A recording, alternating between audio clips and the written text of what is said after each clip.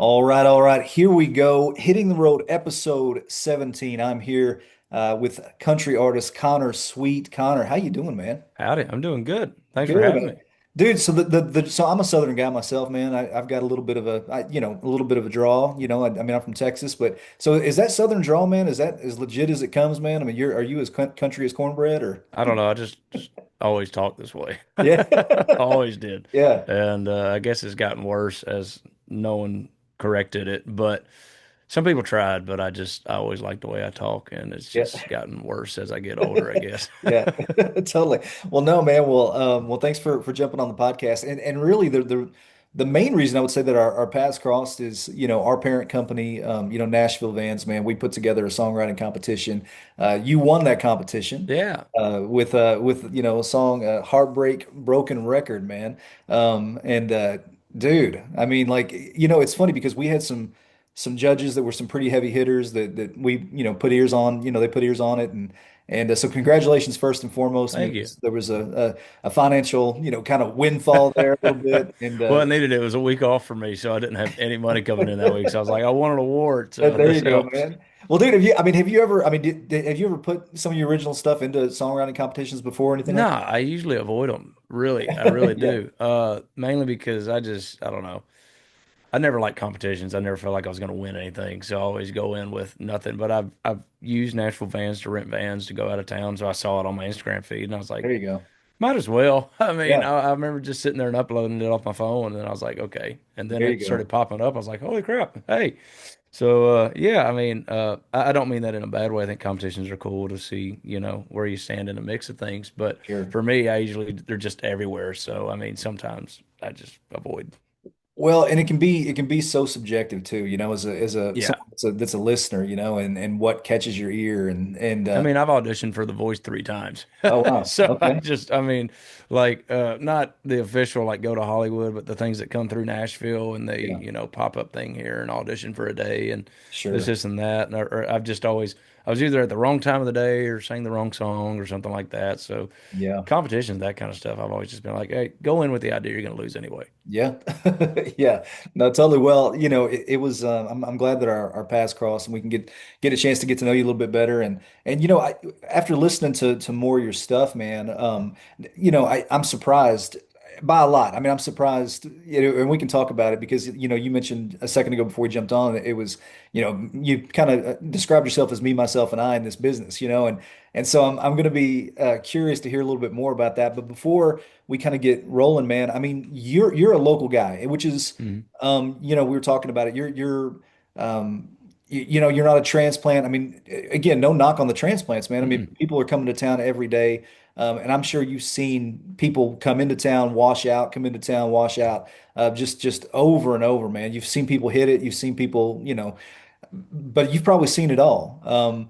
And so I wanted to hear a little bit, man, about your, being a local, being somebody that's, not from, Iowa. You're not from, Illinois. I mean, you're born and raised. Mhm. What was kind of your upbringing, musically speaking, and what have you kind of seen, as far as the scene goes, in Mhm. Nashville?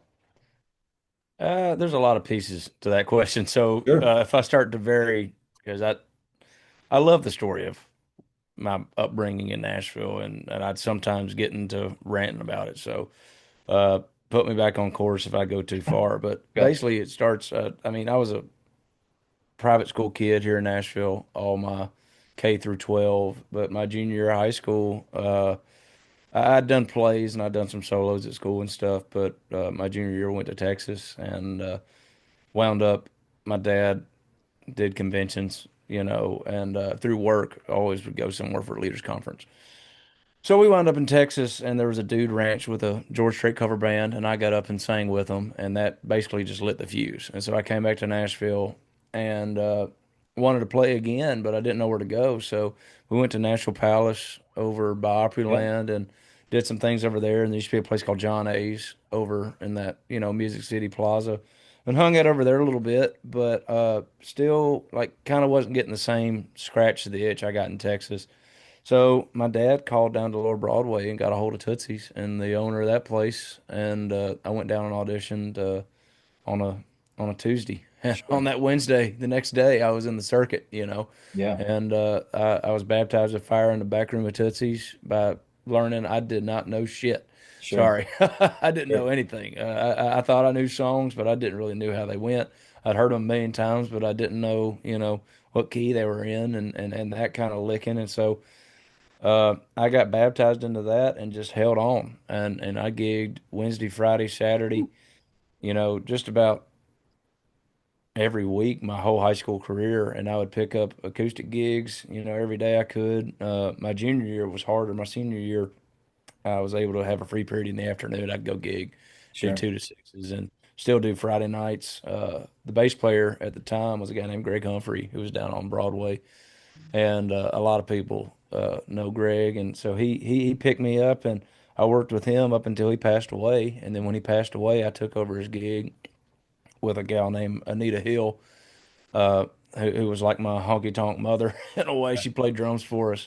But I worked that gig all the way up until I was about 21, and then I signed a publishing deal, and that took me away from Broadway for a little bit. Okay. But not too long, I kind of got sucked back in it with a different group of guys that are Yeah. now like my brothers. Sure. And I've been at the stage on Broadway for about 7 or 8 years now. So Okay. combined, it's about 12, going on 13 years. I lose track of where it all intersects. But Sure.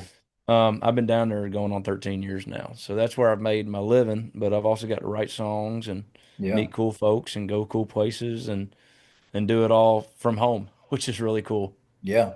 Man, no, that's great. And so and let me ask you, and for anybody that may be, listening, Tootsie's, I mean their reputation, I mean people know it, outside of Nashville. I mean maybe even, Hmm. beyond, maybe even globally. I don't know. I mean Tootsie's Yeah, it's big. It's it's a a big big one. it's a big deal, It's right? funny. I'll go somewhere and I can look across a room and I'll see like the purple logo somewhere random. Yeah. It was like maybe like Seattle, Washington, or Spokane, Washington, or something like that. I was in the airport. Airports, you see a lot of Tootsie's merch in airports, Yeah. and you'll just be like, "Well, daggum, there it is again." You can't outrun it. Yeah, totally. Well, and something like that, and for the uninitiated, let me ask you this: like, Hmm. I understand the process can be pretty and I don't want to necessarily say the process of them bringing you on, but Hmm. just the process of you being in that rotation can be a grind, and it can be Yeah, it can be something that is, I don't want to say maybe unpleasant from the people that I've talked to in the past, but it's like it can be something where it's just like, man, it's not just a huge. And all respect to Tootsie's, man, you guys are amazing, but it's not just necessarily probably a big money maker for you. I mean, you're down there, you're doing your thing. You still got to pay for parking probably. I mean, yeah. you're paying for your nachos, whatever it is, right? So, I'll say for when I came up through it, it was a lot different than it is now. okay, Um, I was what you would call the guinea pig of the honky tonk school and everything. sure, I was 16 and there was a lot of like teenagers like me coming through there. I'm not going to say I was the only one. But a lot of times, a kid like me, I'm cute and cuddly, and I make people sit and watch. You know what I mean? Which is great. sure, But at the same time, it is a bar, and it is a dark world out there. So you get thrown in the dryer with it. You yeah. you get thrown in there with the the children and girls of the night. You know what I mean? As Was that Willie and them would say. But like it to me, I didn't play sports in high school. I didn't do a lot of that. But what gave me my gump and gave me my backbone was being down there with those folks and the folks that who's your friend, who's not your friend. Who's here to run you off, who's here to blow smoke. You know what I mean? I yeah, learned a lot of lessons in that bar and all those bars. And that to me is if I was coming fresh to Nashville and didn't have anywhere to go or know anybody, I would go down there and stir sure, around in it. Would I stay for long? No. That's one thing I tell people that are in it, and no hate to them, but it's like if you do get into it, get your feet stable and find a way out of it. Build your own thing. Don't think you got to work for somebody else. To make your living. You know what I mean? Learn what you got to learn, but then step out on your own. yeah, That's usually totally. what I tell folks. No, totally. Well, and something like that. I mean, I know you mentioned, being down there at such a young age. I mean, was there a lot of just like temptation that you just didn't Oh, even know existed until, hell you, yeah, man. I mean, my mama said first time, my mama's grew up in Nashville, and she said when we went down there, she had walked into the gates of hell. oh, She had stepped foot in it because she'd never seen nothing like this. right. People, drunk on a Wednesday afternoon or anything like that. And I didn't know it at the time, but Nashville's just Nashville. It's like that all the time. You know Yeah, what I mean? It's not necessarily people down there on their luck on a Wednesday afternoon. It's people that are on vacation, having the time of their life. And that took a minute to learn. sure. But I mean, yeah, I mean, it's just a bar. And I thank God that, I didn't get too sucked into anything too Yeah, crazy, but at the same time, you live and learn and you make your lessons. And I was a kid growing up in a honky tonk, and all things considered, I'm glad I'm now an adult trying to find my way out of one. yeah. Well, well, knowing now what you know, like what would you have told 15, 16, 17-year-old you? Uh, you know, you don't need too many friends. You just need good ones. Yeah, That's probably what I tell him, yeah. you know, and just because you can don't mean you should. True Maybe. story. True story, yeah. Well, man, and I know you said you've been down at the stage now for a while. Yeah. Like, and you said in total, you're 12, 13 years. And a lot of people, um, again, like you said, people are coming from they don't necessarily understand just the inner workings of an artist and like, the grind that it is. Like you said, they Hmm. come down there from all around the country, they don't know that you've been at this for, 7, 8 years, 10 years, Yeah. 12 years, and it's one of those things, and it's kind of like the Austin music scene where it's just like it's tough to get in, tough to get out kind of thing. Hmm. And again, we hear stuff like 10-year town, and here you are, year 12, year Yeah. 13. Like, is there that part of you where you're just like, man, I don't listen to that noise. I don't, I'm not looking at the clock. I'm not looking at year 12, year 13. I'm still about, the work. I feel like I'm putting together good, good projects. I mean, like, what are your thoughts as you just kind of look at your own even timeline now that you know what you know? I'm just happy to be making a living playing music Sure. at the end of the day. That's the kind of core to all of it. Um, the main thing about playing all the time is just making sure that, yeah, it's the same show. Yeah, it might be the same songs, but to a lot of people, it's their first time ever seeing you. You know what I mean? And keeping that chop or that spear really sharp is what kind of keeps me going. Is like, yeah, I mean, I'm making a living doing what I love. I've been able to have a house and cars and do all this stuff and not be technically famous yet, whatever Yeah. extent you want to call that. But I do believe that I'm a solid artist, and I do my own thing, and whatever that grows into, the sky's the limit. I'm just happy to be able to pay my bills Sure. and put a guitar on my shoulder and have a place to play. Everything else that grows from that is going to be, just a bigger blessing in my book, Not saying that I'm not still chasing that. I mean, I still write, 3 times a week, and I still, make records. I'm sitting on a bunch that I'm just waiting for the right time to put out. This day and age of TikTok, and I hate. I mean, I understand it, but also don't think that people can drop songs every 6 to 8 weeks and keep it consistent. You know what I Yeah. mean? Yeah. A lot of people say that you write your best stuff between your 20s and 30s. Well, I'm like, yeah, that's great, but that doesn't mean everything is needs to come out, and I know that from writing shitty songs a lot, but also you find good ones. But in my book, they're like my kids, and I don't want to just keep throwing things against the wall and see what sticks. I'd Sure. rather find a way to. I'm catching on that the internet is the songs are part of it, but the personality is the other parts. I'm like, okay, how can I have fun being myself on the internet and also getting my music out there? There's got to be a way. I'm finding different ways, things like this, and different things that might be that, but I haven't quite landed on that yet. So I don't want Sure. to just, let's make 45 music videos and drop them in Yeah. 6 months. That just doesn't sound authentic to me. I get folks are doing it and I get it works for some folks, but that's just not me. I tried it for a while. I did like 6 months of, okay, let's drop this and this video and this and this and this. And I was like, one, it's draining my account, doing Yeah. this Yeah. independently by myself. But two, it's not fun. I don't like singing to a camera, lip singing a dozen times. You know what I mean? I'd rather make a video. If we're gonna make a video, let's make something that stands out and is Sure. cool and is gonna get the message across. But if we're just singing into a mirror, well, I did that when I was a kid with a hairbrush. I Yeah. thought we were supposed to Yeah. do something else now. Yeah. Well, So is there a part of you sometimes, I mean, with that kind of mindset, like does it feel like not necessarily that you're resisting, kind of the way the industry's going or anything like that, but it's like, like you said, it's like, and listen, you and I both know that you can look at somebody's Instagram account or maybe even their TikTok account, and maybe they've got a huge following, and some of that might be empty calories, right?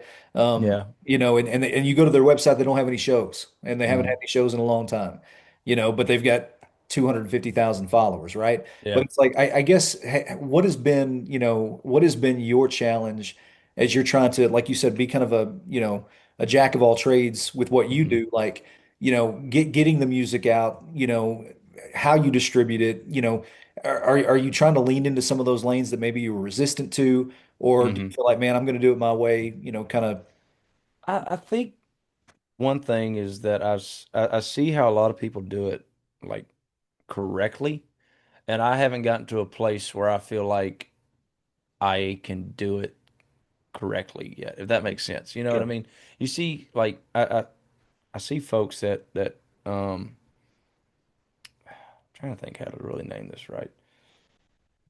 You can see folks that kind of seem like they're planted into the system. You know what I mean? They'll come into town, they'll have a bit of a following, but then it's like in 6 months they go from 20,000 to a million overnight, if that yeah, makes sense. sure, Uh, and I'm getting to a bigger point here is like I understand that there's still some gatekeepers in Nashville, if that makes sense, and I want to get my product to a place where when I knock on their door, they're going to want to bite, if that makes sense, you sure, know? And I see a lot of folks that you keep putting songs out, putting songs out, putting songs out. Well, those folks still see everything you're doing, but it just seems to me it's like it gets to them and it hasn't scratched their itch yet. And to me, it's like I would rather build it and not put a lot of songs out yet, get to a point and be like, okay, now let's drop a song. Let's do cover stuff, let's do podcasts, let's do whatever other kind of online branding we can do. And when it hits a point, then we drop a song. yeah, I just feel like folks are using their songs to climb a ladder when their songs are worth more than a stepping stone on a ladder. mm, I yeah, feel like I've heard so many great songs. I was like, damn, I wish this song came out with a $200,000 budget behind it because this song should be everywhere, you yeah, know? And yeah, I feel like it's a lot of folks that they're trying to get to that budget, but when they get to the point to get to that budget, they don't have the songs that match that caliber or budget, if that makes sense. sure, sure. If any of that makes sense. This is my own will talking, No, no, but also, I mean, I still go in and cut things, and I still I fight the beast to okay, let's just start dropping stuff. yeah, Let's do a 6 month plan and let's drop 6 songs and see what happens. But then I also look at it as like, okay, well that's going to be you know $20,000, right, and right, that's all going to come out of me gigging and gigging and gigging. yeah, And my book is like, okay, we can do all this content stuff, or let's find gigs. Let's find gigs that we know we're going to have this X budget to work with over this span. That way we can still eat, we can still have the house, we can still have this, but we can also, you know, focus on meeting the people where they are and sure, then give them something when we get there, if that makes sure, sense. So that's kind of how my brain is. I have a lot of private parties I do. yeah, I do a lot of stuff in town, but I get to tour the entire country from my backyard, yeah, in a cool way. So I just get to stir it and stir it and stir it. And then when I hit a point, I'm like, all right, we're at a good point. Let's drop some songs. So now I'm kind of in this hovering point. Last year was a good year to drop. This year's a good year to build. Next year, we'll see. We're leaning towards dropping a lot more next year, but that's on God's time, I sure. guess. Totally, totally. Well, and I wanted to ask you too because as you've kind of had to probably in a lot of ways maybe fumble through the industry a little bit early on, Yeah. certainly. You mentioned you had publishing. Who did you have publishing with?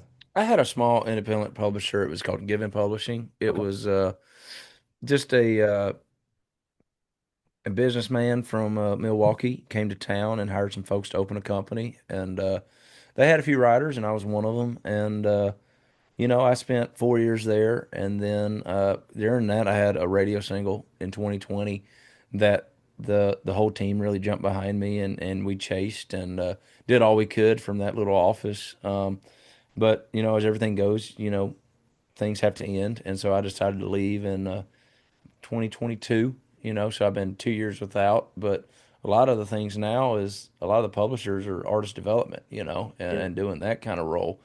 And I can do a lot of that on my own. I can book my own rights. It was great to have that Yeah. little bit of an up to meet a lot of people. And, I made a lot of really good friends, a lot of co-writing friends. And uh, from that venture, but now it's just kind of the way everything is. You can do a lot more independently Yeah. without having, something else attached to you. Sure. Well, and something like that, and you can explain too, because again, just kind of showing everybody how the sausage is made a little bit. But when you've got a publisher, like that, I mean, the hope is that they're going to be, working alongside you, right? Like they're gonna be looking for opportunities to Yeah. get you into writing rooms that maybe you couldn't have gotten into yourself, or whatever. And hopefully, again, you're banging out some great ideas with some other great songwriters, and but like you said, you had to go separate ways, and again, this is not to necessarily diminish what they've done for you in your career, but Hmm. did you just feel like, hey, like, there are reasons why, I feel like not necessarily I'm leaving, but Hmm. ways that I feel like reasons that I feel like maybe I could be doing it a little bit differently on my own now that I've kind of seen Yeah. some of the inner workings, right? Well, yeah. I mean, a lot of it was, um, a lot of it is just, you get to a point where you kind of try to fit all the shapes into the proper holes, Yep. and then you're just like, okay, well, maybe it's time to take a break from this and see what other ventures are out there because as long as I'm still with this one, uh, my light's kind of covered, so it might be a good time just to step away and see what else is out there. It's Sure. kind of my mentality when it comes to the end of that kind of thing. When you kind of work together, seeing what'll work, seeing what won't work, and then you kind of get to a point where you're like, okay, I'm either better off on my own or I need to find a better team. Yeah, totally. Yeah. Well, and I think probably a lot of people that, maybe don't know how the songwriting world works. I mean, when you sign with a publisher, a lot of times you're still going to have metrics to hit, right? Just like anybody else. Oh And yeah. in a Mine was it breaks down in sorry to cut you off no, there, you're but good. I was just on it. It's like 45 songs a year. Yep. But that breaks down to 15 solo rights or however many duos, but 45 three ways at the Yeah. end of it. You could write Yeah. 45 in the first 3 months and be good. That doesn't mean that you write 45 songs and then everything after the 45 is solo owned by you. Everything Yeah. you write under that pen and paper is Yeah. theirs. You know what I mean? So, Yeah. somebody told me a story about an artist one time. He was in a bad deal and, or was in a rush, or they were rushing him to do something. And he's like, all right, you want 45 songs? Or the 45 is now the 15, So he just wrote 15 verse and choruses, like, here you go, done, Yeah. But Yeah. most of the time you're trying to make it kind of all comes down to when you're given a gift or you're given a place like that, what it's making the most of it you can no matter what. You know what I mean? It's kind Yeah. of like, okay, I'm here. I might not have the best deal in the world, but I am getting to write with this person or that Totally. person. And if I go stir the pot a little bit, on Monday mornings, I might get a few more rights in the next few months. You know what I mean? But if you're quiet and you stay back and you only do what you're told to do and you only do this, you might not get the same interaction. It's just like any other business. If you Sure. want to get to know your boss, you got to go sit in the office with them when Yeah. you clock out and get to talking with them. You know what I mean? That's Nashville. Sure. Well, and two, and again, I don't know, and maybe people already know this, maybe they don't, but like let's just say, a person like yourself, a guy like yourself, you're writing and you're cutting demos, right? You're doing demo work, Hmm. and then things are great, and then and I don't know, maybe this happened to you, maybe not, but I know other writers in town, they've been handed an invoice that says, hey man, here's kind of what you owe for your demo work, right? And Hmm. there's cost even there sometimes, so it's Oh like. yeah. And again, this is not to diminish the publishing deal because I think a lot of guys they come to town or young ladies and they feel like they once they get the publishing deal they've made it. And the reality is, man, there's so much work that goes into it, at that point, right? From just Hmm. you living up to that publishing deal, right? Yeah. And I mean, have you found that there's a lot more freedom? Like, do you actually like walk in that freedom, like feel that freedom, being an independent, just so to speak, and doing it at your own beat, kind of at your own, at your own Yeah, pace? I think it's a weird thing, 'cause I I hear a lot of people say that your first publishing deal isn't the good one, the second one kind of is. You know what I Yeah. mean? I'm kind of in the middle in a totally new day and age to begin with. But I know folks out there that have some great pub deals that, it's all worked out where they're going to get a fair share of their ownership and they're getting a fair draw each month, And in a perfect world, that's awesome. Good for you. But a lot of times those folks have to have, a few number ones, a few big cuts, you know what I mean? Or have something that's on fire and a really good lawyer. But and Yeah. a lot of times you don't get that. Somebody will come to town, they're like, I just signed a publishing deal. They're going to pay me. This is random numbers. They're going to pay me, 500 bucks a month for 12 months, and they're going to keep 100% of this and this and that. You can't live off that. You Yeah. know what I mean? Bottom line is they'll sign you something you can't live off of. Right. And so then you're going to have to go get a secondary job. You're going to have to do this. You're going to do that. You know what I mean? And that takes away from the freedom to be able to create. But if you get into one where they're paying you, you know, this is also skyrocket numbers, but like Yeah. $10,000 for Sure. 15 songs a year and, they're going to do everything for you. That's awesome. Good for you. Yeah. Great job. You know what I mean? But something had to get you to that point. Sure. And it's all business. It's all somebody's going to put money up for you. They're going to see a return. You know what I mean? But Totally. that draw is recoupable. All your demo work is recoupable. The steak they take you for dinner is recoupable. Yeah. It's all things that add up. And it's like, awesome. If you Yeah. get a few big number Yeah. ones and it pays it all back, hats off to you, Yeah. Totally. But if you somehow or another work your butt off, network yourself, and you get a co-write with two other folks that have deals, and you don't, and you own everything, and that song somehow happens to go number one, you're going to be sitting on a pretty high hog. You know what I mean? And it sounds like a stretch, but it's happened. Yeah, it happens every day. Yeah, not Yeah. every day, but at least a few times a year where somebody hasn't had nothing, and then all of a sudden Sure. they're making money, but the other two writers they're stuck until that song goes to somewhere else, before Yeah. all their debt is paid off. Sure. So, Sure. Well, man, and I kind of want to hit a little bit on, the song, that really won. And again, I'd be interested to know really your thought process too about why you chose that song out of all the ones you got in your catalog. But Heartbreak, Broken Record. So hmm let me tell you what I heard personally in that song. Because we listened to it as a team, and I'd be interested to know some of the people that have influenced you because I heard a little, even from an artistry standpoint, I heard a little Eric Church hmm in you. I don't know if that's a good thing, but a compliment. But I mean, I think but I heard a little Eric Church, hmm and I know you've got some of your influences from what I understand, man. They're the Johnny Cashes, yeah, the Alan Jacksons, because I felt like in your artistry, man, you've got a little bit of an old soul from what I can tell. Is that pretty accurate? yeah. I'm still young and stupid in a lot of ways and learning as I go, but I do like to take things with a slower approach. Yeah, yeah.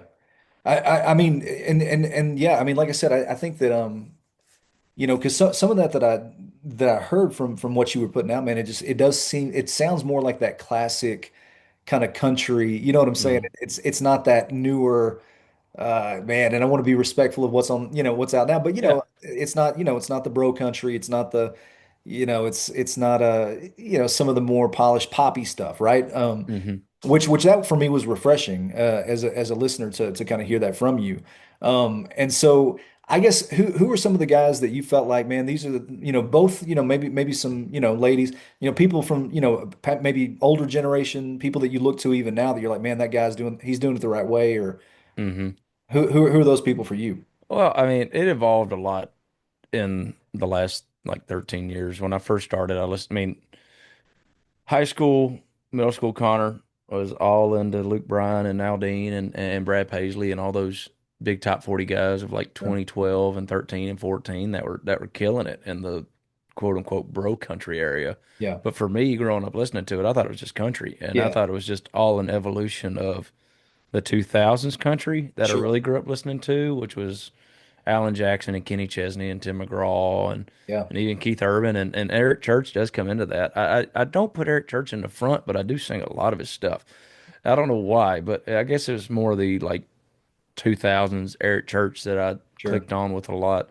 And as I started writing, a lot of it was more like getting into the writers of those songs more than the artist Sure. of a lot of it. Uh, uh, buddy of mine, Jay Knowles, who I wrote Heartbreak with, wrote a lot of those songs. And as I wrote songs and got to know people in those worlds, I would find the co-writer of a lot of these songs and I go into their catalog and be like, Yeah, oh, they wrote that for that. That makes sense. And then that one for that one and that one.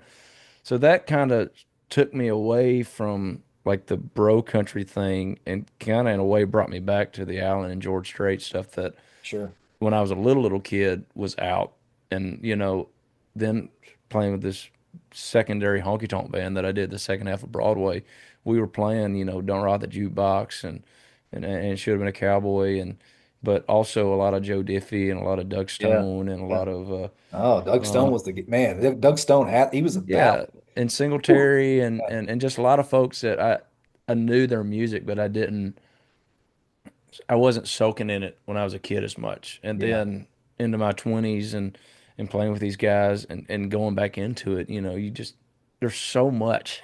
It's like hard to even start naming folks. I'm on a Ty Herndon kick listening to like a lot of that stuff right now. And I love like Black Hawk and Oh, Alabama yeah, and man. Let's go. and Exile and like that kind of stuff, like Yeah. harmony bands from the Yeah. 90s. And that's why Dude. like my band guys are from Shenandoah and Nice. Colin Ray's band and Daryl Singletary's band and it's a lot of that music, which is you have the 90s thing and I love Zach Top right now. I love what Yeah. he's doing to kind of turn it, but there's a lot of stuff after that that's cool too. I love Keith Whitley and I can keep naming names, but it all kind of one led to another, which led to another, which all made up that 90s sound. And so that's kind of where I'm if to answer that question, I might have got Sure. off on a tangent of naming artists I love. But You're good, yeah, man. all that kind of soaks up into it. I love songs that make me feel something. That's what add the like on Spotify when I'm going through. I'm like, I like that one. It made me feel something.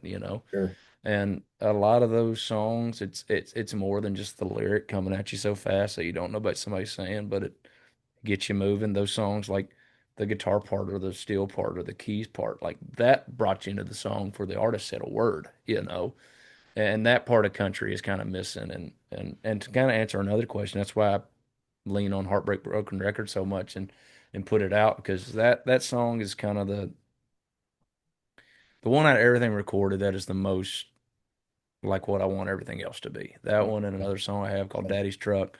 And I love that sound. I have up tempo stuff and I have rocking stuff that I really love and I like writing and playing. It goes really great on live shows. But I mean those songs that like I could keep naming them for days because Yeah. I mean I play acoustic shows and I play them all the time and I love those songs and but those 90s kind of ballad, you know, make you feel things all funnel into that, if that makes Yeah. sense. No, Sorry, I absolutely. try to answer the question at the end Oh, after I ramble. man. And that's the thing. You and I could totally go down a rabbit trail on that Yeah. 90s country. Like 90s country, man, was it's can I tell you, I don't have a lot of regrets, but when I was I was working as an agent, man, some years ago, and I was down at the convention center, for it was actually for a bluegrass, it was IBMA, it was this big old bluegrass kind of convention. Hmm. So anyway, Shenandoah was kind of doing the bluegrass thing a little bit, Wow. Yeah.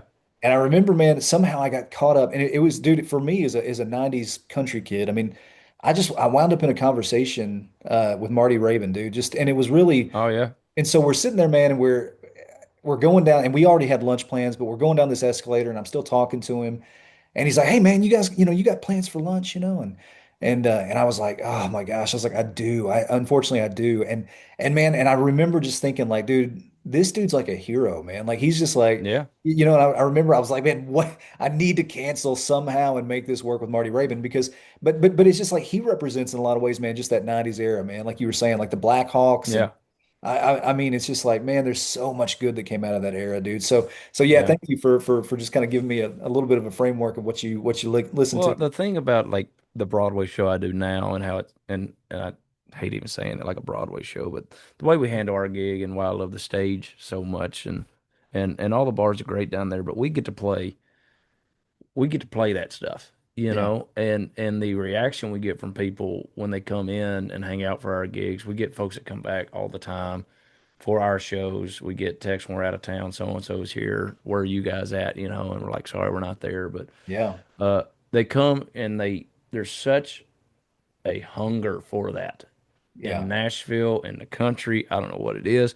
When you come in and you play 2 dozen roses and people lose Yeah. their shit, there's a change happening, Yeah. or you play where the green grass grows, or Yeah. even, I mean, Chattahoochee will work anywhere, but, or Sure. not even Chattahoochee, play drive by Alan Jackson and people, or Yeah. Broken Heartsville, or anything like that. There's such a pull for that Yeah. that, I mean, we had a talk. They're like, can you learn some Morgan Wallen and this kind of stuff? I was like, I'm learning it. I'm adding it. But y'all got to understand also that this stands out in It a does. world Yeah. in a world full of Morgan Wallens. It's cool to have a George Strait again, Totally. Totally. Yeah, man. or to Yeah. try to be a George Strait again, I guess. Now, what's funny, man? So I mentioned before you and I jumped on, my nephew, he's 13 and we jumped in the truck the other day. I've got a 2008 F-150, right? Like Yeah. and I love the older styles anyway. I'm just an older truck. That's not I wouldn't even consider that an older truck, but it's older. Daddy's truck's written about an '07, so don't feel too There bad. you go. And so, and it's got the CD player, I can't Yeah. stream anything. And so, I mean, I've got, George Strait's greatest hits just jammed in Yeah. on repeat, and so he's getting indoctrinated, man. My nephew he's Hmm. learning how, the Yeah. king does it. So, but yeah, man, just so much good music from those eras. And so let me ask you this, man, because like, as you move forward and you're making music and you're trying to, I would say you're probably still, is it safe to say you're still grinding, still trying to, again, Oh just, yeah. Well, I all that don't think stuff. he ever retired from being a musician. I think he just evolved into whatever you're doing now. Yeah. I mean, and evolving is kind of the key to the whole thing. Is like, I mean, I made a record 2 years ago. I've dropped maybe half of it, and that singles world we were in for a Yeah. while. I'll probably drop some more, but I'm kind of getting the hankering to cut again, or to recut, or to go in with a new crew and or my band I play with on a regular basis. You know Sure. what I mean? And just to have the freedom. I look at everything as a God sent. When God tells me that there's a time to do this, we're going to do it. Let's do it. Yeah.